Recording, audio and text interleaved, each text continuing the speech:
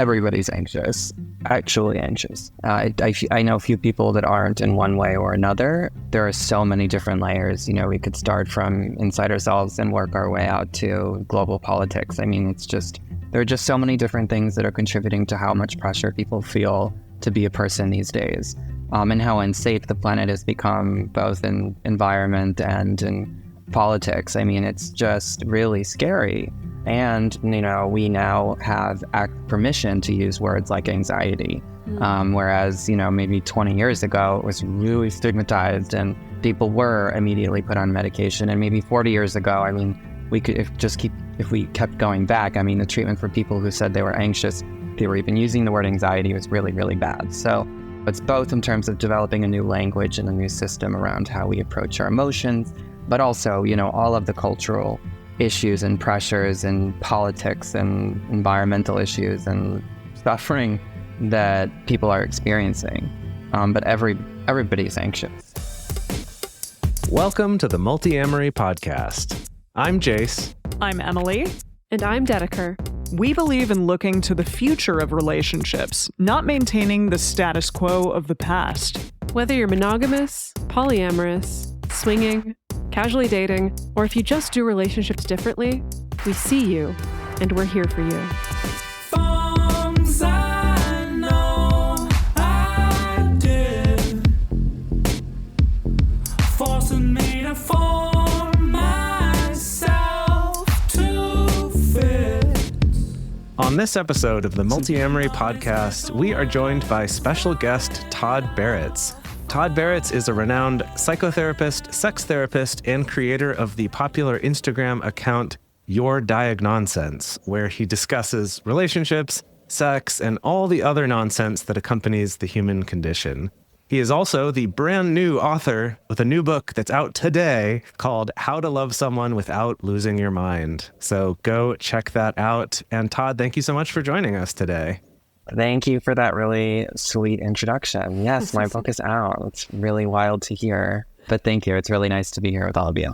I just wanted to start off real quickly because I have a dear friend who loves your Instagram and just really, really loves everything that you have to say, and even said to me that he's had a crush on you for the last 2 years and that you're the blueprint for his next partner because he just got out of a very long marriage. Wow. Oh, God. What a review. I know, it really was, but... Wait till he actually meets me. You're a monster. Do as I say, not as I do. But that's sweet. He was very excited to have you on the show. Yeah. Very sweet. Yeah, so your Instagram account, the way that I read it, it seems to be a response to the rise of relationship advice and mental health advice just proliferating on social media for the past few years. I wanted to start by asking, at this moment in time, is there one piece of advice that you still see floating around that you wish you could just laser evaporate off the face of the earth? Yeah, I mean, the whole thing about self-love is a little frustrating. It's not that self-love isn't important, but the way that it's so reduced and oversimplified, and I just feel like it's constantly in my face. Slap a little self-love on it, and, bippity-boppity-boo, you're going to be healed, past tense. So I guess both of them, the concept of being healed, like, period, done, and self-love as being this kind of majorly crucial ingredient to becoming cured or healed. It's just such an oversimplification, and I don't know anyone that feels particularly seen by it, validated, seen, understood, that it's a struggle. Self-love, love for other people, love in general, we could even define it, I don't know. But really challenging stuff that's simplified into sound bites. Sure, of course. Yeah, which is part and parcel of just the whole social media experience. Yeah, the whole self-love piece, it feels like, at least the way I see it often landing on clients that I work with, is this is just yet another thing to feel like we're failing at all times. Yeah, I think, like, ironically, promoting self-love as this panacea that's going to solve all of our problems just kind of makes us all feel worse because we don't actually experience it, or we try to do it and things don't feel better, or we feel like we're failing at it. So it's like just another thing to be failing at in some ways. Yeah, built into the conversation of self-love is implied that you don't love yourself and you're not doing a good job. So figure it out. But I want to, because you mentioned also in passing this concept of healing as being a process that we can get to the end of. And so, I'm wondering about in your stance as a therapist. I mean, how do you deal with that with clients? Because I do think that often clients come to a therapist with this sense of like, there's going to be an end point, right? I'm going to work on this very particular thing. This person's going to help me. And then at some point I'm going to know that it's healed. Yeah, when I do an initial consult, it's usually over the phone. And oftentimes I'll be asked, how long does this take? And I'm like, I don't know. I don't know how long it takes. Maybe the rest of your life, if it's a specific crisis to work through until that crisis is over. But, the idea of when does it end and how do I cure myself is really alluring. But depending on individual experience, it's not necessarily the case. So like I was saying, like some things you can get over and we move on and, it doesn't really impact us. But for the most part, traumas, attachment trauma, childhood issues that we all have because we were all once children, they stay with us, and it's the suffering might change, but the presence of those issues, I don't think, disappear. So change or growth, I think I would rather use than healed. But I know that a lot of people get comfort in certain language, so don't take that away from them, so long as we're finding the nuance in the definition of what we're referring to as healed. It makes me want to get sort of philosophical for a second, because I think that we can have a similar approach to the way that a lot of podcasts about success, like in an entrepreneur sense or a business sense or something like that, is as if it's a goal to be achieved. And yet it's kind of this ever-moving goal, or there's always going to be new circumstances or new situations. And I think that to get philosophical, it's like if we did reach kind of an end state, it's like, well, then what? Now, like, it's boring, right? Now You die. It's like, right. That's it. You die. And I think that applies both in like business success or whatever success means to you, as well as relationships or kind of our personal growth. It's like, if it's done, then you're dead. Like, there's nothing more to do. And I think that's hard for people to wrap their heads around because we're so goal motivated. I'm interested to go back a little bit and talk to you about why it was that you wanted to get into this space in the first place. Not just sort of the Instagram space and maybe change it up a little bit in terms of how people are looking at it and how people are kind of viewing the pithy self-help / therapy kind of sector, but also just what took you into therapy and into sex therapy in the first place. Well, I started therapy very young. I was 10. My parents, for my family, was pretty dysfunctional, but the one thing they did is they put us all in therapy, which was great for someone being born in the 80s. I was very lucky.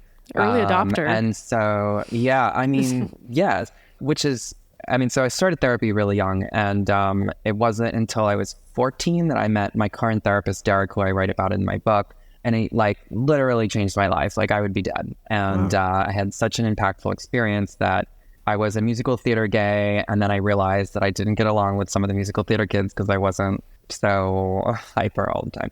And I've always liked psychology, and reading and understanding myself really helped me. So I was just like, okay, I'm going to go to school. I'm going to study this.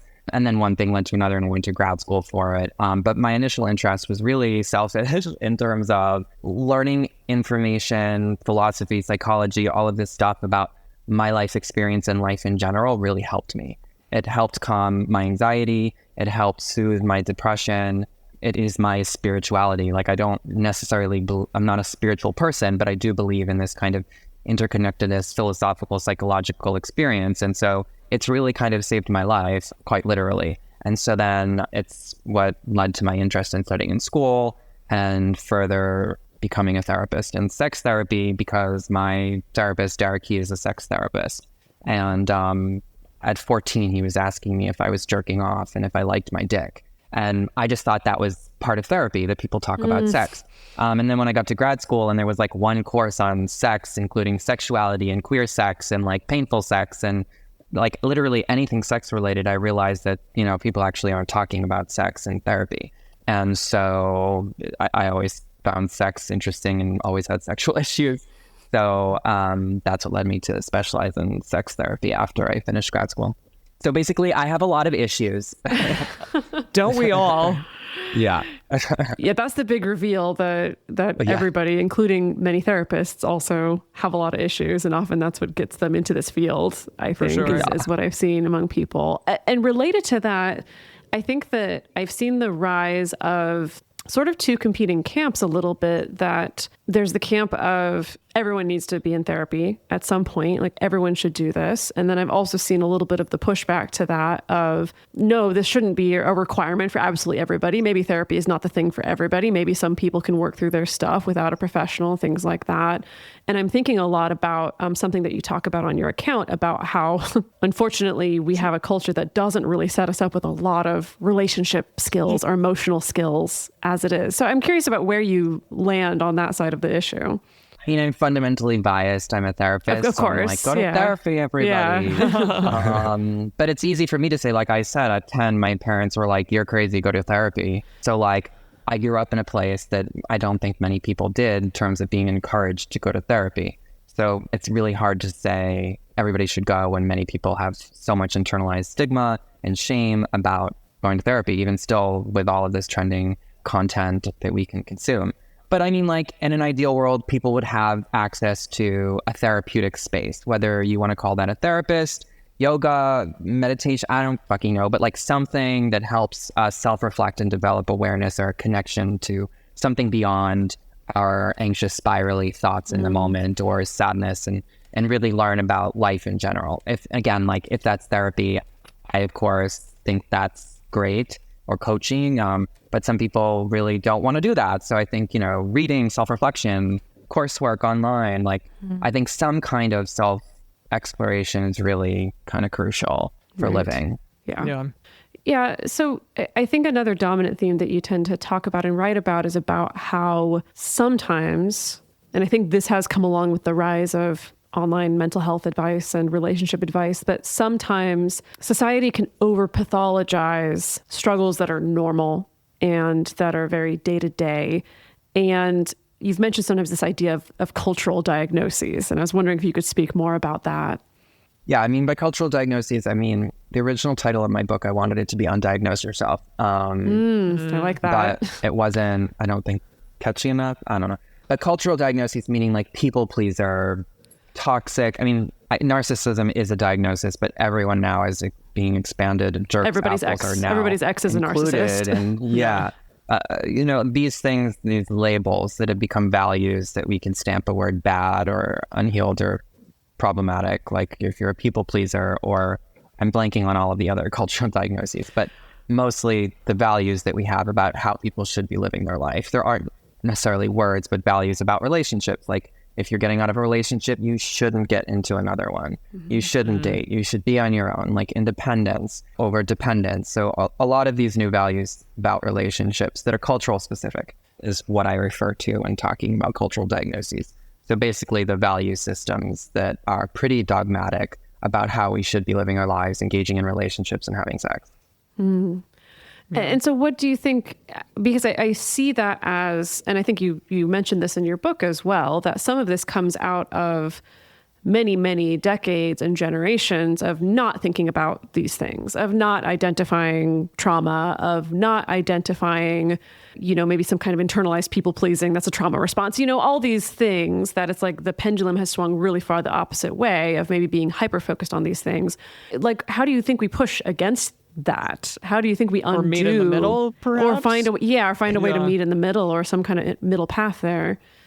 Well, it's different for everybody. I mean, historically, we had no boundaries. People were told to people please, not to feel, to apologize, even if they were abused. I mean, it was really problematic and really traumatic for generations. And so I do see all of these new life values as a trauma response, a cultural collective response to what our parents and grandparents have been through, which is like pretty horrific, everybody's individual stories. So the pendulum, yes, it swung completely in the other direction. And, should it go in the middle? Should it stay? I don't know. I mean, I think it has to be individual specific, but I think we have to think all of us need to reflect and pause before stopping judgments and shoulds and shouldn'ts on how we live our lives. So for some people, if they want to, some people really are resistant to the idea of letting go of some of these rules, and that's okay too. But I think pausing and reflecting about how we want to live our lives and the rules we want to live them by is really important. But yeah, a middle ground would be nice. Always. Or maybe just flexibility, I think, would be nice. Because every single person I see and couple I see for therapy, they come in feeling wildly anxious, so insecure, and so scared that they're doing it wrong. It meaning for their relationships, the way they're having sex, the way they're coming. I mean, like, the limit doesn't exist to what people think they're doing wrong. They're in the wrong relationship. They are the wrong it's just, and that's coming from all of these values. And so we in therapy talk about their story and try to develop some meaning and a narrative around the insecurity. And it's through that narrative that creates nuance and real appreciation for the complexity that some of these values, like don't have sex on the first date, have created. Yeah, it's just funny hearing you talk about this and thinking about kind of this constant struggle that we have in making our content too, where it's like, we want to find the helpful things. And while it would probably do better for our social media presence and maybe for our SEO engagement to be a lot more, this is the answer to something definitive, we just can't, because there's, we have a certain, I guess, moral compass that's like, no, don't feed that lie to people. Instead, like you're saying, it is kind of this, let's explore, let's open up some willingness to question things rather than just looking for, I want the easy answer. But it's one thing it's making me think of is with diagnoses in general, that we've seen, online, a lot of this diagnosing other people, diagnosing ourselves, all these things. And I remember when I first went to therapy as an adult, like I went a little bit as a kid, but when I went for the first time as a quote adult in college, I came in like really wanting a diagnosis of some kind, because I was like, I feel bad. Like, this stuff doesn't feel good. Can you help me figure out what that is so then I can start figuring out what to do about it? And I remember my therapist at the time, he was kind of like a Skinnerian behaviorist type of therapist. And he was just really resistant to that. He was like, I don't think that's helpful for you to just be chasing a diagnosis of some sort.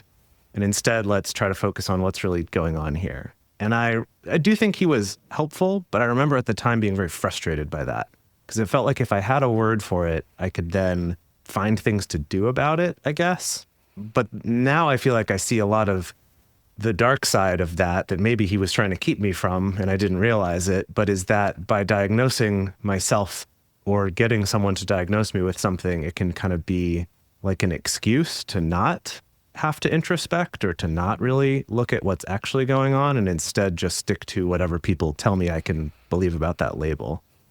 Well, that's cool of your therapist to push back, especially, I don't want to assume how old you are, but at a different time when people weren't maybe thinking as broadly as we do now about some of that stuff. But I mean, I think a lot of people still do get a lot of relief and do seek diagnoses. And, being on social media, I've really learned how diverse perspectives, values really are. And, what am I supposed to say? Well, you're wrong. Like, you shouldn't want that. I mean, people are on their own path and journey. And while I don't want a diagnosis, and I've been given several, all differing when I was 15 by different clinicians. Yeah, everybody should decide for themselves. So, I mean, like, if someone's listening and they're like, well, yeah, that's me. I really I got diagnosed with ADD and it changed my life, which I hear a lot. I think that's great. I mean, but it sounds like for you, it was really powerful that you took that position because, it sounds like the word you were looking for was you were anxious. You were really anxious about what was wrong with you. It's called anxiety. And it was helpful that he recognized that as opposed to saying, well, this is generalized anxiety because blah, blah, blah, or she or they or whoever. But many people still find solace in a diagnosis, which is interesting and a whole debate in itself. Yeah. Can we talk about anxiety a little bit? Because you said it in regards to yourself, and it is kind of the diagnosis that I see so many people now having or getting or saying that they are an anxious person. Or medicating for. Yeah, that as well. Absolutely. And it seems as though it's kind of the prevalent thing that especially amongst, I believe, all of our generation, the four of us sitting here, the millennial generation absolutely is kind of entrenched in this diagnosis of anxiety. So can you talk a little bit about that? And why is there such a rise in anxiety, for instance? What's going on within our world? I'm sure that all of us can think of some things, but what do you think is the reason why this has become kind of the prevalent thing now amongst so many of us? Everybody's anxious, actually anxious. I know a few people that aren't in one way or another. there are so many different layers. You know, we could start from inside ourselves and work our way out to global politics. I mean, there are just so many different things that are contributing to how much pressure people feel to be a person these days, and how unsafe the planet has become, both in environment and in politics. I mean, it's just really scary. And, you know, we now have permission to use words like anxiety. Whereas, you know, maybe 20 years ago, it was really stigmatized and people were immediately put on medication. And maybe 40 years ago, I mean, we could if we kept going back, I mean, the treatment for people who said they were anxious, they were even using the word anxiety, was really, really bad. So it's both in terms of developing a new language and a new system around how we approach our emotions, but also, you know, all of the cultural issues and pressures and politics and environmental issues and suffering that people are experiencing. But everybody's anxious. I'm anxious right now. Yeah. Well, I want to bring it back to relationships in particular, because I'm really thinking about what you said earlier about clients coming in, that there is just this unending list of the things that we are anxious about, and especially about relationships, you know, about how we worry about our relationships and are we doing it right? Is it the right person? Am I the right person right now? Am I ready? You know, things like that. And reading your book was really interesting because I think back to what to me feels like more old school relationship fantasies, the fantasies that have become a lot easier to straw man, this very Disney, hyper romantic, sweep you off your feet, happily ever after sort of story that culturally, I think most people on the street would be like, yeah, that's not real. That's not a real relationship. That's very Disney. But it does seem especially when we look at internet culture, I feel like you've identified the rise of a new type of relationship fantasy, marked by things like expecting a partner to validate you 100% of the time, or needing a partner to communicate and emotionally open up in exactly the same way and exactly the same time frame as you do. And I wanted to hear you talk a little bit more about what you see as this new fantastical set of relationship expectations that people are holding.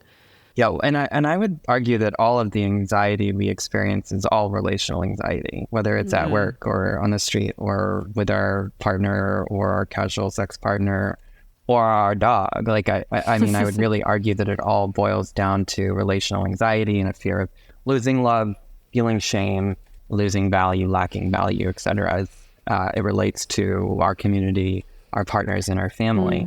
So relational anxiety is so prevalent, and rightfully so. I mean, sometimes we talk about anxiety like it shouldn't be there. We should be anxious. I mean, relationships are insecure. They aren't that fairy tale. And the environment around in relationships, the dynamic in relationships, it's scary. It's scary.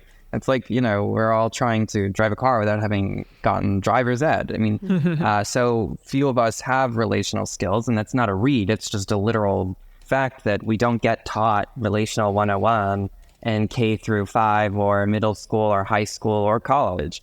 And it's usually not until 30s that people are like, wait a minute, my relationships aren't satisfying. What's happening? But to get to the fairy tale thing, I mean, it's interesting because, like, you know, I think most of us could say, of course, these things, hopefully most of us, you know, 100% validation doesn't, you know, of course, you know, the one doesn't exist. But I think many of us still want that, even if we can intellectually and rationally say, yeah, of course not. It's, you know, like, relationships are hard. It's reality is that there are challenges, whatever. When the challenges occur, it's really interesting when I see couples and disappointment is happening, and it feels like, you know, it's this mortal wound. And it implies that, you know, we still, despite being able to admit that disappointment happens in relationship, when it happens, it feels like we're in the wrong relationship. When we are invalidated, it feels like our partner can't communicate with us and has communication problems. So we are nonetheless unconsciously, having spent our entire lives internalizing these fairy tales, are still enacting them. I do it too. Like, I'm in a new relationship and I'm like, I don't want it to, I like, it's hard not to go into the future and think about it. Okay, is this like forever? I'm like, no. But I'm like, but I don't want to have to think about the end. But when is it going to, you know, it's like these things, like, I don't believe in relationships being a fairy tale, but I still wish it would be so great to just have that one person. I think based on my experience and what I do, that's not necessarily the case anymore. Before we go on, I want to give a quick shout out to our amazing community members in our Discord and our Facebook group. These are all people who are part of our private discussion group tier on Patreon. And these communities are such cool places where people are actually there to support each other and listen and have constructive conversations, which feels like it's a rarer and rarer thing to find on the internet these days. And so it's just been an incredibly inspiring community to be able to be part of. Our Discord server is really cool because there are channels for all sorts of different topics, everything from work talk to crafts to parenting to being polyamorous when you're over 40, all sorts of different topics, as well as some channels where you can talk about games and just have fun with fellow Multiamory listeners. It's very, very cool. And most importantly, it helps us support this show and keep this going and make it available for free for everybody out there every week in the world. And this is also made possible by our sponsors on this show. So if you take a moment, check them out. If they seem interesting to you, use our promo codes or use our links. Those are in our episode description as well. And that will directly help support this show and keep it going as well. Thank you so much. Yeah, so it feels like a lot of your voice is about kind of getting people to like slow their roll and like really check their relationship expectations. Yeah. Would you say that that's right? Yeah. Yes. And yet you have also made the argument that people are too clingy, or that, you know, we personally are too clingy, especially early on in the relationship or when we're in the dating process. You've encouraged people instead to maybe be more clingy, which is really interesting. Can you talk about that? Because I know for myself, I think of myself sometimes as definitely an anxious, attached person. And therefore, I continually say to myself, okay, don't be too clingy. Don't be too intense. I've been told that I'm too intense in relationships, especially early on. So talk about the opposite of that, because I'm like, I think I could do that. That sounds good. Yeah, I mean, this narrative around not being clingy, not catching feelings, not getting attached is usually in service of discussing a relationship where those feelings aren't reciprocated, or there's a level of insecurity, whether from the relationship or past stuff, usually both, where people are wishing they weren't clingy or anxious or insecure or attached. But the reality is that, you know, if we want to participate in relationships, if we want them to feel serious and meaningful over a longer period of time, we have to cling to, I mean, and I don't mean in an anxious, panic, desperate way, but cling in terms of turning towards and creating a sense of connection and attachment, as opposed to distancing ourselves and saying, no, I'm not going to be clingy. I mean, it's kind of just a fuck you to the entire kind of culture around people that say don't catch feelings. I mean, or don't call after the, you know, the first date. Don't text right away. Yeah, all of those things. Yeah, and maybe let me take that back. It's not a fuck you to the, it's an empowerment to the people that feel like there's something wrong with them for wanting more closeness. I mean, I feel the same way. I mean, it's really hard for me to manage that, and that's about my own trauma and shit. But nonetheless, like the pace that I move, the way that I cling to my partner, I've been told culturally and by people in general that it's too clingy, it's too much, you know. And it's really helpful. My post of Don't Stop Being Clingy, and I've contributed to a bunch of articles about that, was really to myself in terms of normalizing what I was going through, and also my clients, because many of my clients who were dating were coming in saying, I'm too clingy, this is my anxious attachment. And then I would ask about their partners, and their partners were avoidant, unavailable in some way, heading to a relational environment that was insecure, not texting, not being responsive, not spending time together, not giving them what they wanted in terms of affirmation, physical, verbal, etc. So there's a lot more nuance to the conversation, as I've been saying over and over, about what it means to cling to somebody. And I do think that we've kind of developed it in this like avoidant culture, despite everyone talking about wanting a secure attachment. There is so many people, not so many people, but this value system around relationships is pretty avoidant in terms of the requirements that we have of our partners, the pressure we put on our relationships. You know, it's not present, it's not connected, it's not attached. So, I mean, I say be clingy, and I'd also integrate that into these values that are pretty avoidant and cold and distancing. And I feel like you've had a lot of personal experience with that in the past few years as you've been dating, right? And it seems like you've expressed a lot of frustration with the ways that people are Just a just like little. not there, not there, right? And I'm sure that people listening have had their own experiences with this, but I would love to hear from you the examples of like how you see people acting out in avoidant ways in the dating process. Like, what's the counterpoint to that clingy behavior? It's anxiety. People that are avoidant or doing things that present as avoidance, I posted something today, that the person who's not responding to your text has a story, that your partner who's not initiating sex has a story. The behaviors, the communications of nonverbal or verbal that suggest distancing or some kind of pushback or some kind of avoidance. There's a lot of anxiety. So it's not like there's anxiety, the anxious attachment person, and this cool, calm, collected, unbothered person, which I think we all assume are partners if they're not expressing the desire to be together in the same way, that they just don't care. But there's a lot of anxiety behind these avoidant behaviors, regardless of what it is. Maybe avoidant isn't the word I should use because people are so associating that with attachment style. But I mean, any kind of turning away from connection. So if someone's distancing themselves in any way, whether that's not being responsive on text or not initiating affection, that there's a story there. There's a lot, and it's a lot of anxiety. To get back to the relational anxiety. That totally tracks, because I think about the experiences, again, like I have so many clients who come in with that same story, right? That like, I'm starting to date someone, they're not as responsive, or they're not texting the way that I want, they're not initiating the way that I want. Like, what should I do? How do I handle this, right?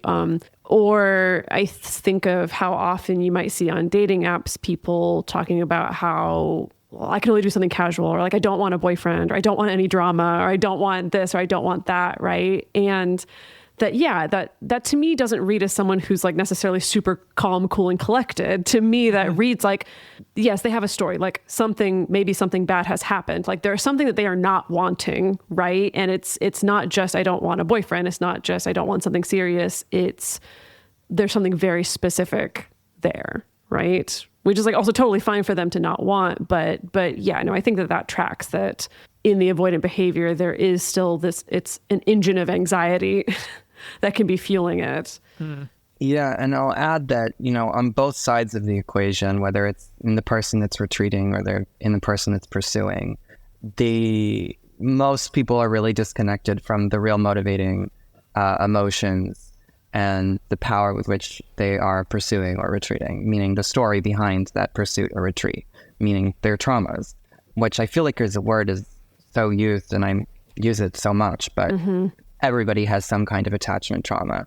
Not to be so generalized, but I'm going to do it. And so most people are not saying, okay, I'm not responding to your text because I'm feeling really overwhelmed because I was recently really hurt. And I can't do that right now, but I do really like you. I mean, it's really hard to say. And most people aren't saying, I'm feeling really anxious. I need you to text me because when I was younger, I was abandoned and I'm really having a hard time regulating myself. Like, it's not something that people are openly communicating about, which adds another layer of complexity in all relationships, which is the unknown. There's a lot of unknown. It's a fundamental aspect of relationships, just as there's a lot of anxiety and it doesn't go away. Like there's no way to make it all go away, which is the hardest part of relationships and why they are a mindfuck. But then I feel, and yeah, it is scary to say those things, to be so honest about like, yeah, I'm having a hard time texting back at this particular frequency because of X, Y, and Z, because I do think that often the pushback to that is like, well, if I'm that real that soon, that's really going to scare people away, or that's really going to come across as too serious, too intense, too much right up front. And so instead, I guess I either have to play it cool or just sit and suffer, right? Sit and suffer, AKA regulate our emotions, which is so hard. And this applies to people that are dating or in long-term relationships, that we want our partner to manage our anxiety for us. Text me back so I feel less anxious because of my trauma. That's not to say that our partners shouldn't do certain things for us, but it is a delicate dance. And so something that I worked on, especially with this new relationship, is it was storing up so much shit for me. And I was like, what the fuck? What? I thought I was done with this. But I wasn't. And I really had to, instead of demand that my new partner be on the same page as me, I really had to tolerate the fact that we were different and that was okay. And I had to manage my own anxiety, which was really fucking hard and is really fucking hard. And it's even harder for people if they don't have access to a narrative as to why they feel so dysregulated and desperate to get what they think they need to get in order to feel whole, secure, or calm. And the challenge of it all is that, it actually works. If you do get that, you're calmed. You get that rush of dopamine, you get that hit, and you feel better. But it doesn't solve anything. And the real challenge is this connecting to the story behind why we are so anxious, scared to connect or disconnect. So speaking of trying to find this balance, something else that you talk about in your book is encouraging people to embrace a, quote, good enough relationship. And I feel like I think I get what you're going for. And yet, on the other hand, I feel like I see so many people staying in relationships because it's like, well, I don't have a good enough reason to leave, even though their partner's not putting in their half of the effort, or, like you're talking about with this anxiety and clinginess, because I'm actually not getting something back from my partner. And so I'm just curious to hear kind of what you mean when you talk about good enough, and kind of what do you see that's maybe on the other side where you want to encourage people to not be as, what is it? Is it picky? Is it like demanding? Like how would you describe that? I think some people would say needy, but I wouldn't say that. But I mean, therapists have been saying the good enough mother, the good enough parent, the good enough partner, the good enough relationship for decades. The Gottmans are really big on the good enough relationship. The good enough relationship. And Winnicott with the good enough parent, I think, was who first introduced it. And so people don't want to hear that. I mean, anytime I say something similar to that, or I've said settle down a lot, people don't want that. They don't want to hear that. They want the best. It's relational materialism. And so the people often then go to the extreme and talk about how unsatisfied they are and how much they hate their partner and, why should I do this? And so the response isn't to settle for a shitty relationship.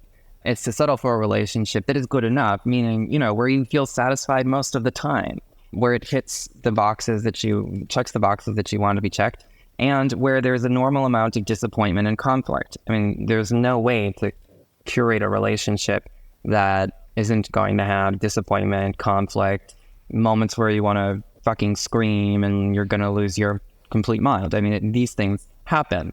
But so most people are taking this evaluative lens when they're saying, well, I want something that's better than good enough. And so it's like, okay, well then work on your relationship. If you want to improve your relationship, if you want a better relationship, then better your relationship, which obviously doesn't apply to everybody, but people are picky.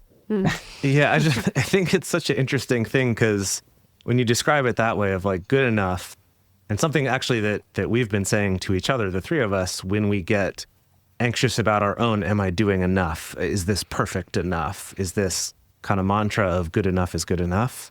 But I think part of that is learning to calibrate like what is actually good enough. That's not just the I'm settling for sort of shitty, but kind of like this is fine kind of attitude. Like, I guess I can handle this. Maybe it's what I deserve. Versus, I think what you're getting at is this sense of like, there isn't a perfect really, but there is good enough. And it's kind of identifying though, like what is actually good? Like what is actually good enough? That takes practice. It takes practice and it's evolving. But the reality is that everybody is really fucking disappointing. Everybody is really fucking hard to be with. I'm including myself. My dog, as I said at the beginning, she's really fucking cute and she's really fucking annoying. No one is perfect. Again, I'm not suggesting people settle for abusive and terrible and awful relationships, but we have to understand that just as, we go throughout our days and we're like, I shouldn't have done that, but I did it anyway. We all are imperfect. Our relationships are going to mirror the same level of limitations that we have. So like the level of anxiety, I feel I can't expect someone to be cool, calm, and collected. I have problems. Everyone's going to have problems. I think if good enough isn't the language, I think we have to also think about, well, what would be good enough for you in terms of how you approach yourself? How much do you allow yourself to make mistakes? How much do you allow yourself to be disappointed 0. while still holding yourself in high regard? 0. To be perfect. Well, most people don't. They say, I don't believe in perfectionism, yet they hold themselves to a standard that's pretty much perfectionism. But, I think it's a similar kind of approach where, we can't put our partners up on this pedestal and expect them to do all of this shit for us if we're, we can't do it, which we can't. We might want to create more parallels between that. Dan Savage calls it the price of admission. It just meaning there's always going to be something that is going to piss you off about a partner in some way, even if it's just the fact that they put their dishes in the sink instead of the dishwasher and leave it there all day. And that's really fucking annoying. But there's always something that you're going to say, okay, in order to be with this person, I have to deal with something like that. And that's okay. And that's the price of admission. And I guess it is just that question of how many of those things are you really willing to live with and deal with versus, no, this is not enough. Like the price of admission to what I'm actually getting here isn't worth it to me. And I guess it is that question of how long do you wait? How much do you go through? How much do you deal with? And I agree with you to not like throw the baby out with the bathwater if it's getting a little ugly, but maybe also, I don't know, don't stay in a relationship for 9 years if it's not great for you. I love the price of admission. I love Dan Savage. And you know, you're right. I mean, you don't want to stay in a relationship if you're feeling unsafe. You don't want to stay in a relationship if it's really unsatisfying. But as you're saying, you know, you were in it for a long time. And so it's not sometimes so easy to just leave. Oh, no. It's something I talk really about hard. a lot. And it's something that I went through in my last relationship. And it's something I wrote about in the book. It's, you know, ending a relationship that doesn't feel good enough is so fucking hard. So many people stay in relationships and then they feel they're not good enough for not being able to end the relationship. So, you know, it's just It's an this ongoing unfortunate thing. cycle. It's nonstop. Yeah. And you also did a post recently that my friend who loves you posted, and it really resonated with me and with him about how even many years after the fact, you're like, shit, I still miss that person. Or I still feel bad. Yeah, I mean, grief, loss can last a shockingly long time, depending on many things, though, which is often discounted. Many things being how close are you to your family? In the book, I call it your equation, meaning, you know, social stuff, community, work, family, finances, health. I mean, depending on all of those things, loss is going to hurt more and be prolonged. But people often assume and associate those prolonged feelings only with that person when it's really about our entire life experience. Before we go on, we're going to take a quick break to talk about supporting this show. And you know what? If you're someone who doesn't like hearing ads on your episodes, there is a way that you can get that by becoming a member of our ad-free episode and early release tier on Patreon. If you go to patreon.com/multiamory and you join that tier, you not only get access to a special private RSS feed just for you, but you'll get episodes a day early and they won't have ads in them. So if that's interesting to you, go check that out and help support us in doing this show every week and making it available worldwide for free. Or, of course, take a moment, check out our sponsors. If any do seem interesting to you, use our promo codes and our links in the description for discounts on those. And by visiting those and using our codes, you're also directly helping to support this show and keep this going. So thank you so much for that. Now, what was surprising to me is, you know, so you share the story of your 10-year relationship and also the ending of that relationship in the book. But then after, you know, the official quote unquote end of the relationship, that you still stayed in contact with your ex because your ex was family, right? Yeah. And I never really connected the dots on this before, that you highlight this pressure that we put on people, that like you have to cut out your ex immediately, you have to go no contact as soon as you possibly can, that can be surprisingly heteronormative, actually. Can you talk about that? Yeah, well, I mean, many queer people are disconnected from their families. When we form relationships with somebody and you spend a long time with them, they become your family, they become your chosen family. And so for many people, including myself, it really wasn't a matter of, it didn't feel like a choice that I could just say, okay, bye, I'm never gonna see you again, because I was cut off from my family and disconnected from them. And, you know, he was such a central part of my life. For me, that was something necessary to continue. As I talked about, it went a way that wasn't so great in the end. But nonetheless, it is a super heteronormative idea in terms of, you know, move on, date someone next, get married again. Right. Well, it's interesting because within the non-monogamous community, which is a lot of our audience, I feel like there can be this pressure on the opposite side of like, you have to always stay friends. Like if you're an evolved, mature person, you should always be able to just transition to some kind of amicable friendship, maybe even a close friendship afterward. And it happens sometimes, like the three of us are examples of that, but definitely the minority of the relationships I've had have actually been able to work out that way. Definitely this way. Yeah. Yeah. There's within this microculture, there's kind of this pressure on the opposite side, actually, like to stay closer when maybe that's not actually the healthiest thing. Well, for you, Todd, looking back on that particular period of acknowledging that your ex was very much your family, but also staying in contact brought a certain amount of pain as well. Like with that particular period, would you have done anything differently? Yeah, well, so he became then a stand-in for my family, and I clung, and not in the sense of clingy, maybe in the sense of clingy, whatever. I clung to him, which I learned afterwards, in an effort to really avoid dealing with my family laws. And so, if I could go back, I would have had better boundaries with him. We were still enacting a level of intimacy that was not necessary and really was a barrier, I think, to me finding someone else and just feeling self-sufficient, and also to dealing with the shit that I needed to deal with. So if I could go, I don't regret it because I don't really believe in regret. I'm totally fine today. It's fine. I didn't murder anybody, but I do wish I had a few more boundaries. It's good enough. Good enough. Yeah, I mean, it's good enough. I was good enough. But yeah, a few boundaries. Like we were talking like every day and like still sexting, and it was just not. I wasn't good.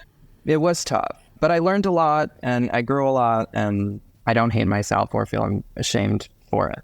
And many people do. Whether it's staying in contact and feeling shame for that, or not being able to and feeling shame for that. There's a lot of anxiety and shame around what do we do with the relationship once it ends? How do we get there? How do we end it? And then what do we do?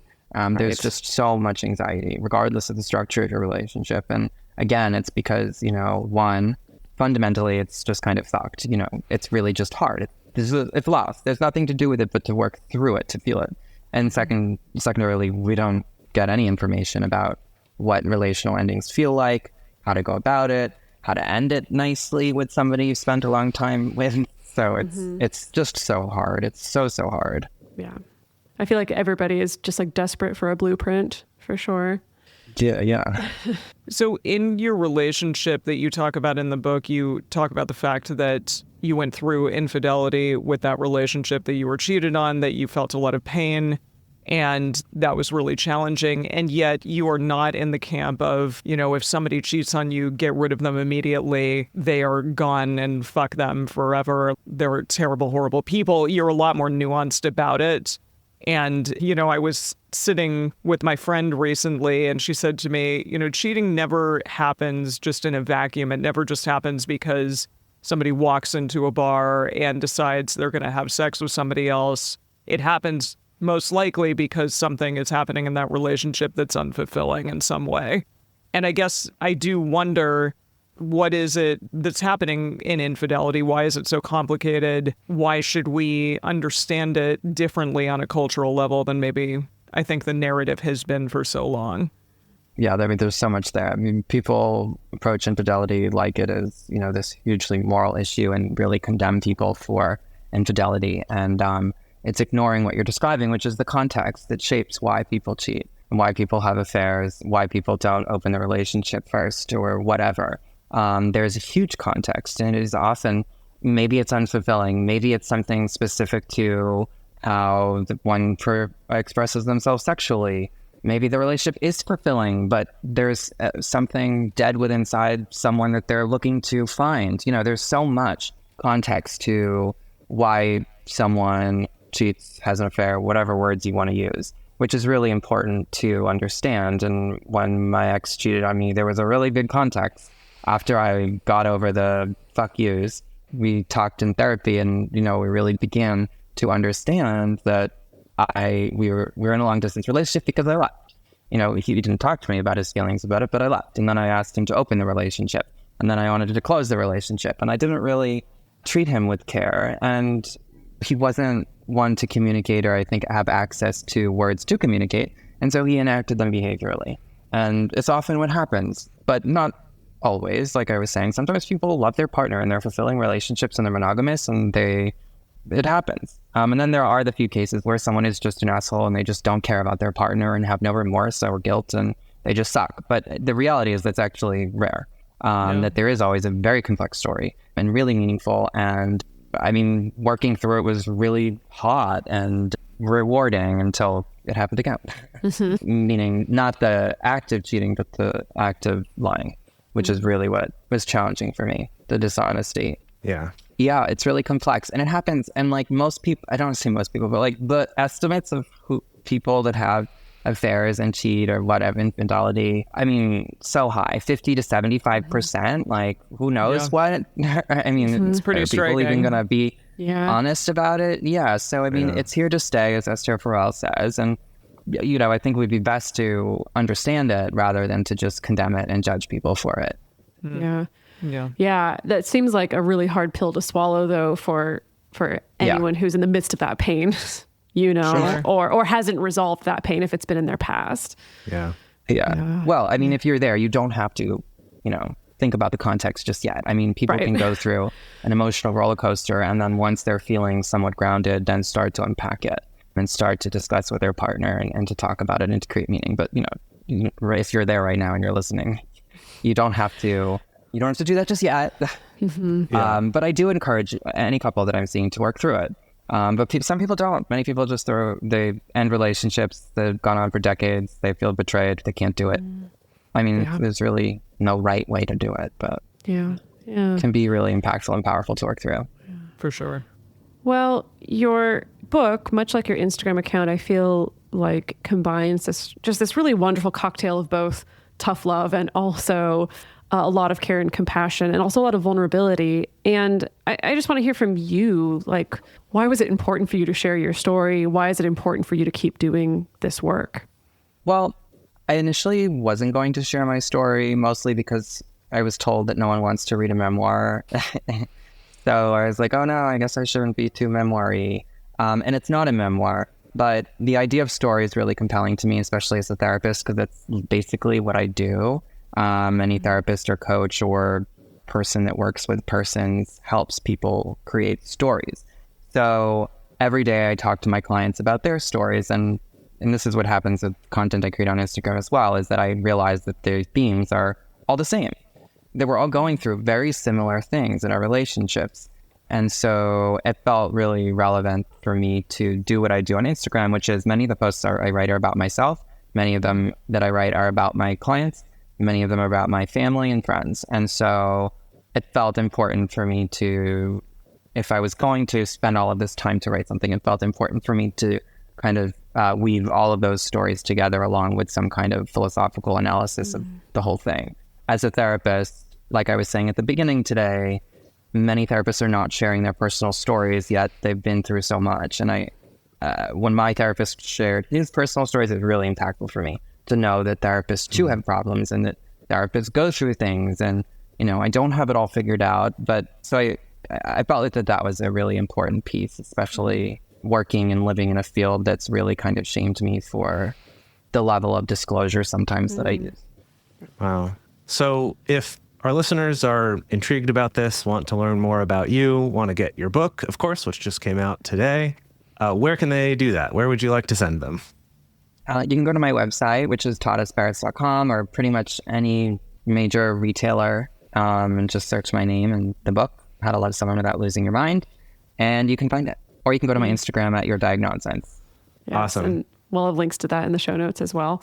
Yeah. Yes. Todd, thank you so much for taking the time to join us today and for taking the time to write this book and to share that with the world. Thank you so much. And for you listeners, we want to hear from you as well. If you go follow us on Instagram at Multiamory_podcast. On our Instagram stories this week, we're going to be asking, what common piece of Instagram relationship advice do you disagree with? Really curious to hear your thoughts.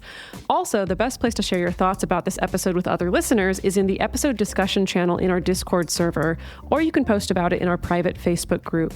You can get access to these groups and join our exclusive community by going to multiamory.com/join. In addition, you can share with us publicly on Instagram, Twitter, or TikTok. Multiamory is created and produced by Jase, Lindgren, Emily Matlack, and me, Dedeker Winston. Our production assistants are Rachel Shennework and Carson Collins. Our theme song is Forms I Know I Did by Josh and Anand from the Fractal Cave EP. The full transcript is available on this episode's page on multiamory.com.